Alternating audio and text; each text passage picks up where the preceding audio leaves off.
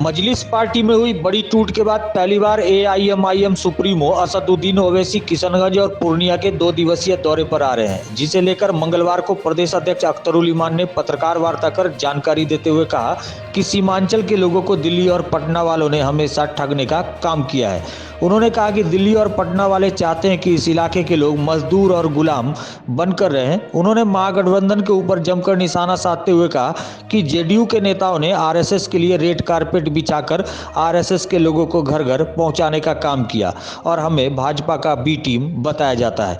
उन्होंने कहा कि बीते दिनों पूर्णिया में अमित शाह की रैली हुई, उसके बाद महागठबंधन के द्वारा रैली का आयोजन किया गया, लेकिन न तो अमित शाह और न ही राजद और जनता दल यूनाइटेड के नेताओं के द्वारा यहां के मुसलमानों के पिछड़ेपन को लेकर कोई बात की गई।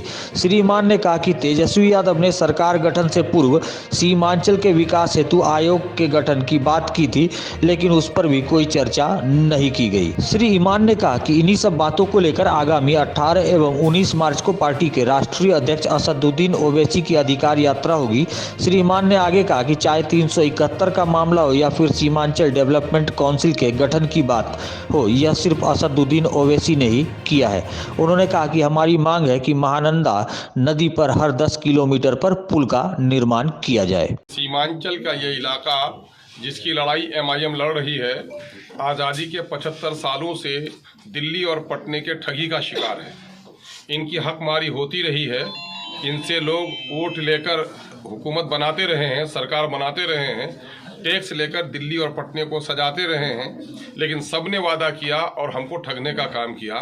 और हत्या कि जब हम अपनी लड़ाई लड़ने के लिए खुद खड़े हो गए और अपने लोगों को जीत कर मैदान में लेकर आए, तो हमारे लोगों को भी लोगों ने लूट लिया, डरा दिया, धमका दिया और ख़रीद लिया।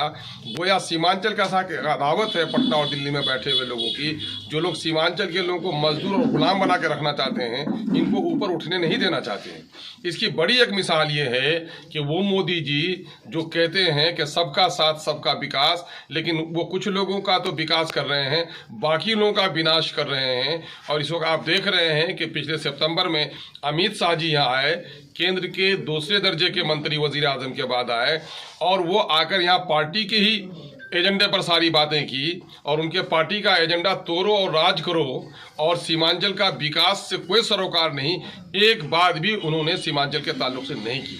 मैं सवाल करना चाहता हूं केंद्र के उस नेतृत्व से भी और केंद्र के उस नेतृत्व के यहाँ पर जो लोग वकालत कर रहे हैं उन लोगों से भी कि तुम किन के लिए काम कर रहे हो, सीमांचल से रिश्ता है या दिल्ली वालों से ही सिर्फ रिश्ता है। फिर उसके कुछ दिनों के बाद अभी देखा पिछले महीने के 25 तारीख को महागठबंधन की रैली हुई। महागठबंधन की रैली से उम्मीद थी कि चूंकि ये माइनॉरिटी का इलाका है, तो अमित शाह को चूंकि माइनॉरिटी से कोई लेना देना नहीं है, तो वो नहीं कहा, लेकिन माइनॉरिटी के वोट पर जो राज कर रहे हैं, शायद ये लोग कुछ सीमांचल के बारे में, सीमांचल के दलितों के बारे में, सीमांचल के माइनॉरिटी के बारे में, सीमांचल में नदियों के कटाव के बारे में, विस्थापितों के बारे में, अलीगढ़ यूनिवर्सिटी की शाख के बारे में, यहाँ पर पूर्णिया में हाई कोर्ट के बेंच के ताल्लुक से, पूर्णिया में एयरपोर्ट की ज़मीन के ताल्लुक से, जो रेलवे लाइन जलालगढ़ से किशनगंज की प्रस्तावित रही है पिछले दिनों में, उसके लाइन से बात करेंगे, लेकिन किसी के मुंह से एक जुमला नहीं निकला। मुझे हैरत तो उस वक्त हुई, ताज्जुब उस वक्त हुआ जबकि वो तेजस्वी जी, जिस तेजस्वी जी ने यहाँ पर इलेक्शन कैंपेन में अपने कहा था कि मेरी सरकार बन जाएगी तो मैं सीमांचल विकास आयोग का गठन करूँगा, उनको भी ये जुमला दोहराने में हिम्मत नहीं हुई। मैं ये पूछना चाहता हूँ कि इस वक्त राजद अपने आप को सेकुलर कह रही है, वो अब हम लोगों को बी टीम कहने लगे। मैं ये कह रहा हूँ कि ए टीम और बी टीम कह करके लोगों को वरगला कौन रहे हो। सीमांचल की जनता इतनी बेवकूफ़ नहीं है कि वो ए टीम बी टीम को नहीं जानती है। घर घर में रेड कारपेट बिछाकर अगर आरएसएस के लोगों को किसी ने पहुंचाया तो उसका नाम है जदयू। आपने ये काम किया है।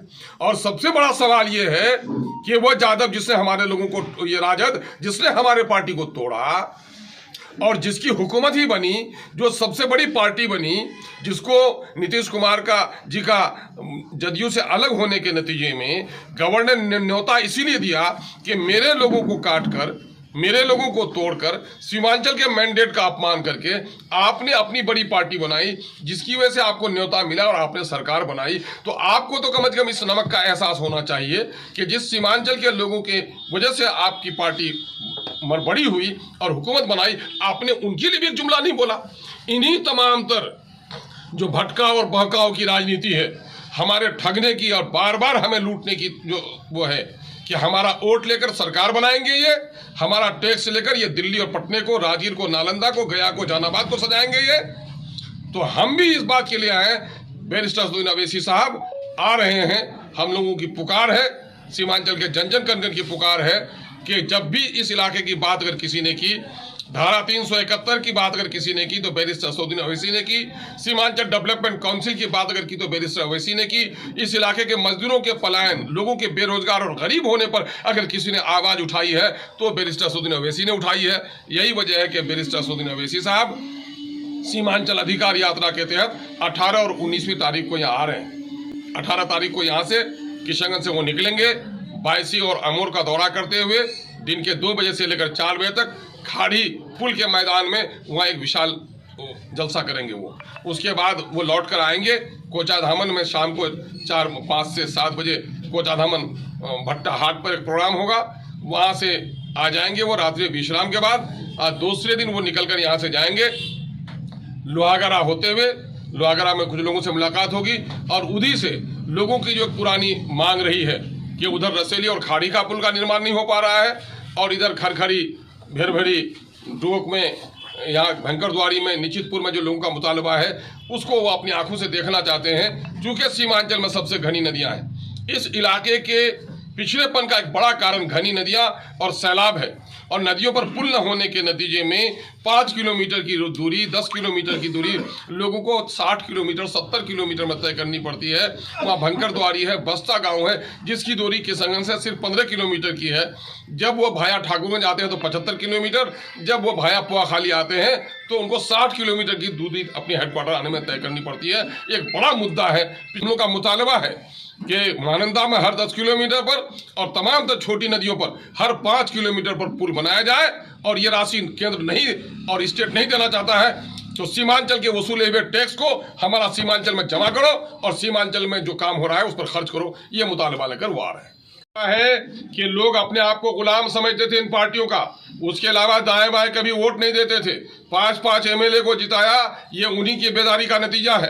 आज हमारा नौजवान लॉजिकली की जो बात करता है कि वहाँ इतना विकास, यहाँ विकास क्यों नहीं, ये बैरिस्टर असदुद्दीन की दी हुई जबान है। और बैरिस्टर असदुद्दीन अवैसी के आने से पूरी दुनिया को देखने का मौका मिलेगा कि वो नीतीश कुमार जी, वो तेजस्वी जी जो कहते हैं इंसाफ के साथ तरक्की, तो क्या इंसाफ यही है कि सीमांचल के लोग अंग्रेजों के जमाने की तरह आज भी महसूल देकर कश्ती पर पार हो और उनके पैसे से दिल्ली और पटने में लोग ऐश करें? ये बात हम लोग पहुंचाएंगे और ये वो तो हमारी वकालत करेंगे, बाकी लड़ाई तो हमको लड़नी है। ये तो अभी झांकी है, आगे आगे बहुत कुछ बाकी है। उनके आने से हमारे मसाइल पूरे देश में भी जाएंगे, उनके आने से हमारा संगठन और मजबूत भी होगा, हमारे लोगों को हिम्मत और हौसला भी होगा और सीमांचल के मसाइल की वो तर्जुमानी भी करेंगे, चूंकि वो नजदीक से सारी चीजों को देख कर जाएंगे।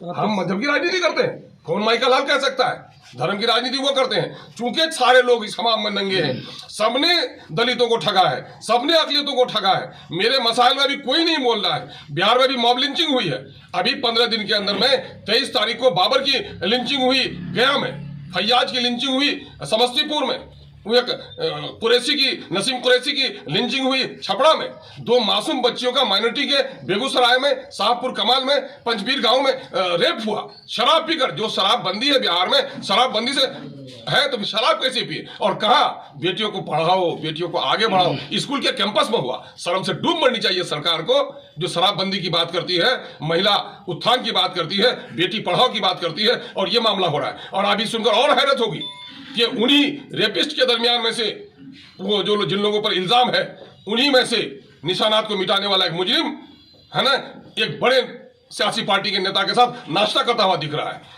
क्या ये कैरेक्टर है एमआईएम का? एमआईएम का कैरेक्टर कभी ऐसा नहीं है। अब चूंकि हम सिपाही बनकर खड़े हुए हैं तो सबको जो परेशानी है तो सबको ही हमको बदनाम कर रहा है, क्योंकि इनको हिसाब किताब देने का है नहीं। अगर है इनके अंदर कुव्वत तो मैं चैलेंज करता हूं, 75 सालों में जिन जिन पार्टियों ने बिहार में हुकूमत की है वो अपना रिपोर्ट कार्ड जारी करे कि माइनॉरिटी के ताल्लुक से, दलितों के ताल्लुक से क्या किया उसने। माई के समीकरण पर हुकूमत बनी राजद की, और उसने माइनॉरिटी के लिए क्या किया 15 सालों में। 17 सालों से इंसाफ की तरक्की का दावा करने वाली नीतीश कुमार की सरकार अगर हिम्मत है तो बता दे कितने इंजीनियर बहाल हुए माइनॉरिटी के, कितने हुए दूसरी बिरादरी के, कितनी आबादी इनकी है, कितना हिस्सा इनको मिला, कितना ठेका इनको मिला, कितने लाइसेंस इनको मिले, कितने बच्चे इनको स्कूल जा रहे हैं, कितने इनके क्षेत्रों में काम है। अगर हिम्मत है तो व्हाइट पेपर जारी करें। तो कीजिए, मंदिर जले या घर जले, मंदिर मस्जिद है उससे ज्यादा पूजनीय है एक आदमी की जान। हर दिन जान और माल, इज्जत और आबरू की वो हो रही है। मंदिर को जलाया किसने, ये तहकीक का मसला है। जिसने जलाया है उनको कड़ी से कड़ी सजा दिया जाए, और मंदिर मस्जिद का मामला लेकर के यहाँ पर राजनीतिक रोटी सेकने की नाजायज कोशिश लोग नहीं करें। पिछले दिनों में आपको याद होगा, किशनगंज के पत्रकारों को मैं साधुवाद देता हूँ, यही पश्चिम पाली में मोदी जी को गाली दे रहा हुआ टी शर्ट एक शख्स पहना हुआ था, और अपना नाम उसने माइनॉरिटी का रखा था, और जब उसका आधार कार्ड जांच हुआ तो नॉन माइनॉरिटी का आदमी था। तो साजिश हो रही है कि किशनगंज के इस सौहार्दपूर्ण वातावरण को खत्म करने की एक साजिश हो रही है। हमको सचेत होना है कि मंदिर मस्जिद के झगड़े में नहीं पड़ना है। ये लोग मंदिर मस्जिद के झगड़े में पड़ाकर सीमांचल के विकास के साथ खिलवाड़ करना चाहते हैं। सीमांचल के लोगों को उठना है, मंदिर भी बाकी रहे, मस्जिद भी बाकी रहे, गुरुद्वारा बाकी रहे, सबको अपने धर्म का पालन करे, दूसरे के धर्म का आदर करे और शांति के साथ, भाईचारे के साथ जिंदगी गुजारे। ये एमआईएम का पैगाम है। फार्चून की दुकान तो हमें चलानी है नहीं, 24 हो, 25 हो, 26 हो, 27 हो, जब इलेक्शन होगा पार्टी इलेक्शन लड़ेगी।